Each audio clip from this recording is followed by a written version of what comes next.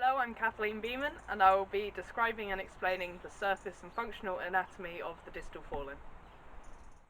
So to begin with, we look at the bones below the carpals. So we've got the third metacarpal, which goes just here.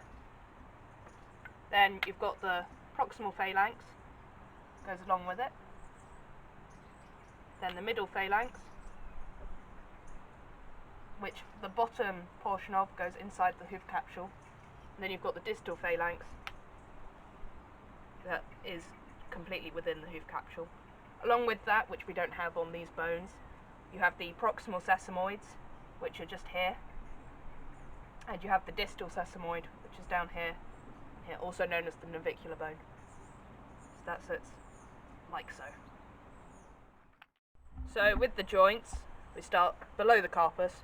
We start with this joint, which is the metacarpophalangeal articulation, which includes the extremities of the third metacarpal and the proximal phalanx, as well as the two proximal sesamoid bones.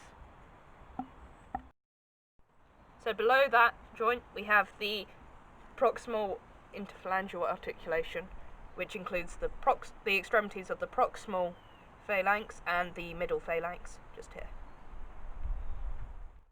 So finally we have the distal interphalangeal articulation, which includes the middle phalanx extremity and the distal phalanx extremity, as well as the navicular bone. So there are four main tendons in the distal forelimb. Firstly, there's the common digital extensor tendon, which travels dorsally from the humerus, and it comes down and inserts into P1, P2 and P3 along here. The lateral digital extensor tendon originates from the proximal radius and it travels down into the proximal phalanx along the lateral side of the limb. So, the deep digital flexor tendon originates from the humerus and ulna and it travels along the palmar aspect and inserts into the distal phalanx. Then the superficial digital flexor tendon also originates from the humerus, but it bifurcates at the metacarpophalangeal articulation, and it inserts into the proximal and distal phalanx.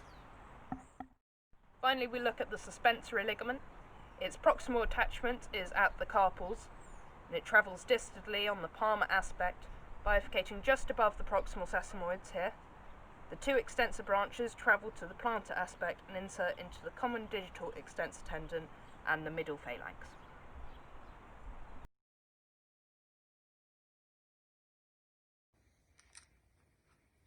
So I've separated the superficial and the deep flexor tendons, and now I'm just separating the suspensory ligament here, just below the carpals, down, as you can see.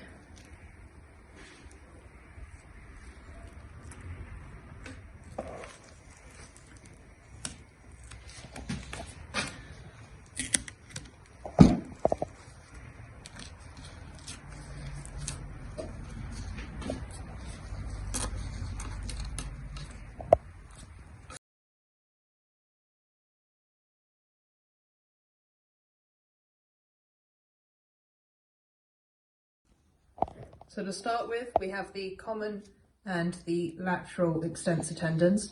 They run separately at the beginning here, as this is a hind, but then they join together about here over the fetlock, and then continue as the common normally does, inserting into the P1 and P2 and P3.